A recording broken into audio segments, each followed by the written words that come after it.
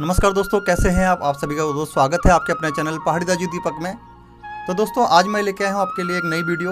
आज की वीडियो में हम जानेंगे कि पितृदोष क्या होता है, इससे क्या क्या प्रॉब्लम होती हैं और इसका पता कैसे करें।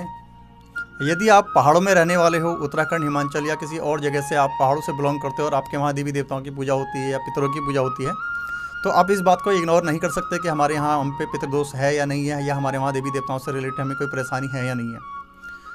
आज मैं आपको एक अपनी आप बीती बताता हूँ। जैसे आते हैं पितृयोनि में हमारे घर के गुजरे हुए लोग, जो किसी समय पे जीवित अवस्था में थे और देह त्यागने के बाद, यानी वो उनकी मृत्यु होने के बाद वो प्रेत योनि में जाते हैं। प्रेत योनि के बाद वो पितृयोनि में आते हैं। तो क्यों वो पितृयोनि में आते हैं, इसके बारे में आपको पूरी जानकारी दूंगा।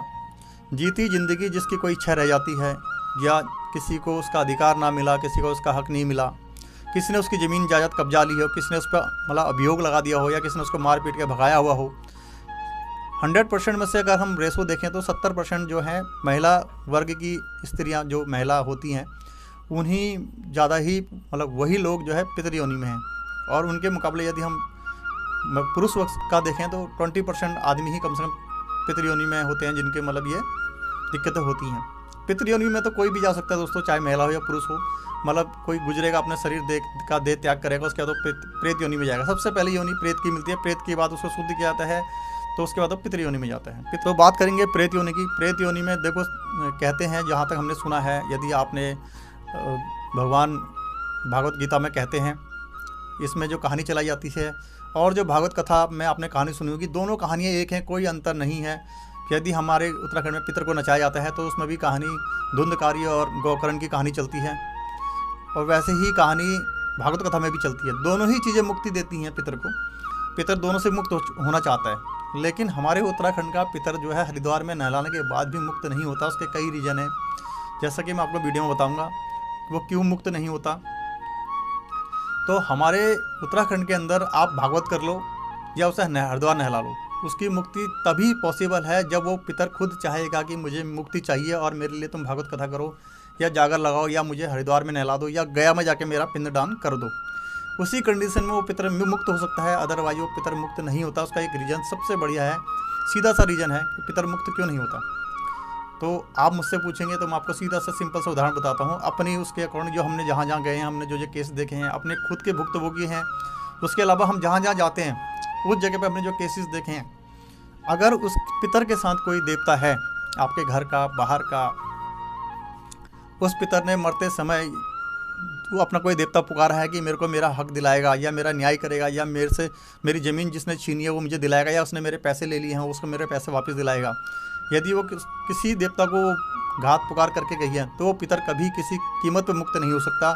आप कितनी भागवत कर लो, कितना उसे हरिद्वार नहला लो, चाहे गया में जाके पिंडदान कर दो। ये हमने रियल सामने देखे हुए हैं, उनको हम वीडियो में नहीं दिखा सकते, क्योंकि अधिकतर पितर जो है महिला के ऊपर बहुत ज़्यादा पितर आते हैं, उन महिलाओं की वीडियो बनाना हमारे लिए पॉसिबल नहीं है। तो ये मैं आपको एक्सपीरियंस के बेस पर बोल रहा हूँ। ये मैं कोई हवाई बातें नहीं कर रहा हूँ कि मैंने अपने चैनल की टीआरपी के लिए वीडियो बनाई और लास्ट में मैं कह दूँ सब अंधविश्वास में मैं विश्वास नहीं करता हूँ और ये सब तो ऐसे ही है। लेकिन मैं ऐसे हज़ारों लोगों को दिखा सकता हूँ कि जो इस केस से गुजर रहे हैं, जो इस चीज़ से पीड़ित हैं। तो ये मेरी मिसेस हैं, इनको बहुत ज़्यादा दिक्कत हुई थी, तो हमने जगह जगह अल्ट्रासाउंड कराए, हॉस्पिटलों में चेकअप कराया। 2 महीने ट्रीटमेंट चलने के बाद इनके जो है आराम कुछ भी नहीं हुआ। नमस्कार दोस्तों, तो आज जो है मैं तुम्हें बताऊंगी कि उत्तराखंड में जो है हमारे जो पितृदोष के कारण जो है इंसान को क्या क्या दिक्कतें होती हैं। हमारे उत्तराखंड वासियों में जो है ये देवदोष और पितृदोष जो है एक कॉमन सी बात है, जो कि हर घर में हर व्यक्ति को होता, किसी न किसी को जिसके ग्रह कमज़ोर होते हैं उसको हो ही जाता है। तो जो मैंने खुद झेली हुई है परेशानियाँ, वो मैं आपको बताती हूँ, आपके साथ शेयर करती हूँ कि मैंने क्या क्या परेशानियाँ झेली हैं। तो शादी के तुरंत बाद से ही मुझे जो है ये परेशानियाँ होनी स्टार्ट हो गई थी। कभी मेरी सांस बंद हो जाती थी, कभी मुझे कुछ हो जाता था, कभी मुझे कुछ हो जाता था। तो जब मैं जॉब करती थी तो ऑफिस से जो है लोग मुझे पकड़ पकड़ के लेके आते थे घर, वहाँ मैं बेहोश हो जाती थी। तो हम जो था, तब हमें इतना पता नहीं था, तो हम भी डॉक्टर को दिखाते थे और डॉक्टरी दवाइयों से कोई आराम नहीं पड़ता था। उसके बाद जो है मेरे पेट में अचानक से एक बहुत बड़ी गांठ हो गई। तो फिर हम मतलब दर्द होता था। तो फिर डॉक्टर के पास गए दिखाने के लिए, तो डॉक्टर ने अल्ट्रासाउंड लिखा। अल्ट्रासाउंड कराया तो अल्ट्रासाउंड में पता चला कि जो है पेट में जो है रसोली की गांठ हो गई है और वो बहुत बड़ी हो गई है। डॉक्टर ने बोला कि वो कभी भी फट सकती है। तो उसके लिए हमने जब डॉक्टर से पूछा कि हमें क्या करना पड़ेगा, तो उन्होंने बोला कि आपको जो है इसका लिए इनका सिजेरियन कराना पड़ेगा, मतलब ऑपरेशन कराना पड़ेगा इनका। तो ऑपरेशन के लिए जो है मेरे हस्बैंड ने मेरे को हॉस्पिटल में एडमिट कर दिया। जब मैं हॉस्पिटल में एडमिट हुई तो मैं कम से कम 15-20 दिन वहाँ पे एडमिट रही, और मुझे सुबह से लेकर शाम तक ग्लूकोज, एंटीबायोटिक की जो दवाइयाँ होती हैं वो चलती रहती थी। पूरा मेरे हाथों में को जो था छेद दिया था, बहुत बुरे हालत हो गए थे मेरे। उस टाइम पे तो ऐसा लगता था कि बस ये नर्क जैसी ज़िंदगी हो गई थी एकदम, जो है कुछ मतलब दवाइयाँ कुछ काम ही नहीं कर रही थी। और जब भी मेरे जो ऑपरेशन की जो डेट डॉक्टर देते थे वो किसी ना किसी कारण टल जाती थी। कभी मेरा बीपी हाई निकल जाता था, कभी जो है मेरे को बुखार हो जाता था, कभी कुछ हो जाता था, कभी कुछ हो जाता था। ऐसे करते करते जो है हॉस्पिटल में मेरे को 15-20 दिन बीत चुके थे। तो उस टाइम पे हम बच्चे थे, हमें भी नहीं पता था इन सब चीज़ों के बारे में कि ये घर का भी कुछ हो सकता है करके। हम जो है डॉक्टरों के पास इधर उधर भटकते रहते थे। दिल्ली का ऐसा कोई हॉस्पिटल नहीं होगा जहाँ पे हम मतलब गए नहीं होंगे। हमने इसके लिए मतलब पूरा यहाँ वहाँ डॉक्टरों को दिखा के जो है पैसे की बर्बादी तो करी, और उसके साथ साथ जो है मेरा शरीर भी बर्बाद होते चला गया। इतनी दवाइयाँ मतलब एक तरीके से मेडिकल स्टोर बन चुका था घर में, और मैं खुद भी इतना परेशान हो चुकी थी। फिर जो है वहाँ पे जब डॉक्टर मेरे को ऑपरेशन की डेट देते थे तो टलती चली जाती थी। लास्ट दिन जब डॉक्टर ने मुझे ऑपरेशन की डेट दी तो मतलब मुझे सारा जो है ऑपरेशन के लिए पूरा ड्रेस वगैरह पूरा पहना दिया गया था। उस दिन मेरा सब कुछ सही निकला। बस ये था कि मेरे साथ कोई वहाँ पर था नहीं। तो मेरे हस्बैंड जो है वो किसी काम से घर आए हुए थे, तो डॉक्टर ने बोला कि आप जो है अपने हस्बैंड को बुला लीजिए। तो मैंने इनको कॉल किया, तो कॉल करके मतलब इन्होंने बोला कि मैं रास्ते में हूँ, मैं अभी आ रहा हूँ। और बस मैंने फ़ोन ही काटा और मैं हॉस्पिटल में ही नाचने लग गई। आप लोगों को यकीन नहीं होगा लेकिन मैं हॉस्पिटल में ही मतलब मेरा रोना धोना वहाँ पे जो था, जो भी हुआ होगा मुझे, वो स्टार्ट हो गया। और सारे डॉक्टर घबरा गए, भाई इसको क्या हो गया करके। तो जो है वहाँ पे ईसीजी मशीन वगैरह, सारे डॉक्टरों की टीम, ये वो मतलब वहाँ पे हड़कंप मच गया कि इसको हो क्या गया, अगर इसको कुछ हो जाता है तो हम फंसेंगे, क्योंकि इसके साथ कोई है नहीं अभी यहाँ पे। कहते हैं फिर मेरा ईसीजी वगैरह कराया गया और सब कुछ उसमें सब कुछ नॉर्मल निकला।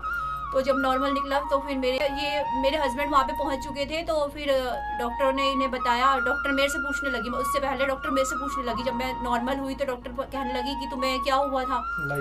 तो फिर मुझे कुछ समझ में आया, तो मैंने उनको बोला कि डॉक्टर हम उत्तराखंड से हैं, हो सकता है कि हमारे घर का, क्योंकि जब मैं नाची वगैरह तो मतलब जब रोना धोना स्टार्ट हुआ तो मेरे को खुद भी लगा कि हाँ कुछ घर का हो सकता है। तो डॉक्टर मुझे बोलने लगी कि तुम इतने एजुकेटेड हो के, इतने पढ़े लिखे हो के ये सब बातें करते हो, ये ऐसा कुछ नहीं होता है और ये है वो है करके, मतलब वो अपने जो था अपना बोलने लगे।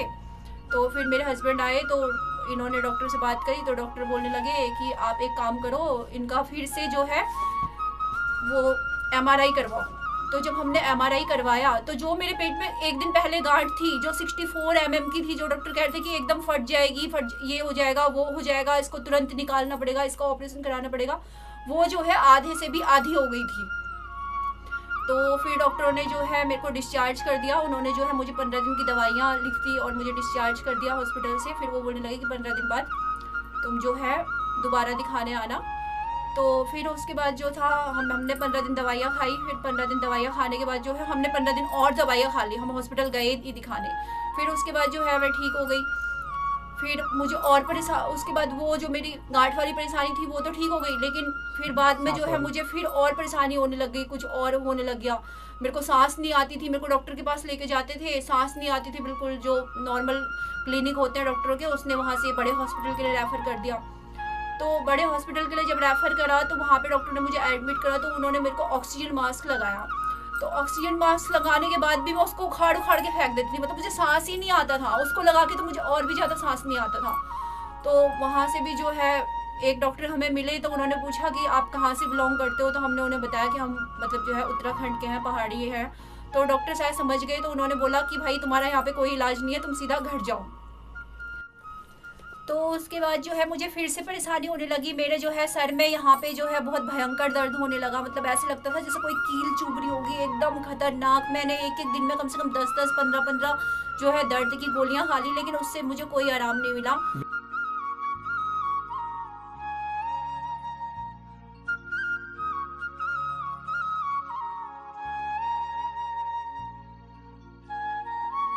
मैंने सोचा कि एक बार MRI करा लेती हूँ सिर का, कहीं कुछ बड़ी बीमारी ना हो गई हो। तो डॉक्टर को जो है कोई भी MRI लिखने के लिए तैयार नहीं हो रहे थे। फिर जैसे तैसे करके हमने MRI लिखवाया और यहाँ वहाँ भटकने के बाद जो है हमने ये MRI अपना जो है करवाया।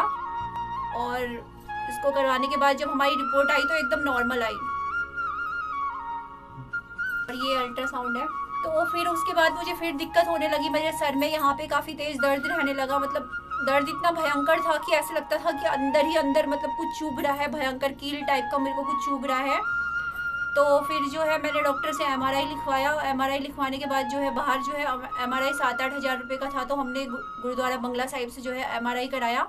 वहाँ पे जो है 1400-1500 रुपये में हमारा ये MRI हुआ। तो जब MRI की 2 दिन बाद रिपोर्ट आई तो MRI में कुछ निकला ही नहीं। मतलब नॉर्मल, सारी रिपोर्ट नॉर्मल निकली। फिर जो है हमें समझ में आ गया कि मतलब ये जो था कुछ वैसा चक्कर था। तो फिर उसके बाद जो है हमने उसके बारे में पूछताछ करी तो फिर से पितृदोष निकला। और फिर हमने उसकी बभूति पानी जो था कराया तो आराम पड़ गया। फिर उसके बाद जो है मेरे को फिर से दिक्कत रहने आ गई, पेट में मेरे फिर दर्द रहने लग गया। तो पेट में दर्द होने लग गया तो फिर डॉक्टर ने अल्ट्रासाउंड लिखा, अल्ट्रासाउंड कराया तो अल्ट्रासाउंड भी नॉर्मल निकला, उसमें भी कुछ ही नहीं निकला। तो फिर हमने जो है अपना जांच पूछ करी तो फिर से हमें पितृदोष मिला।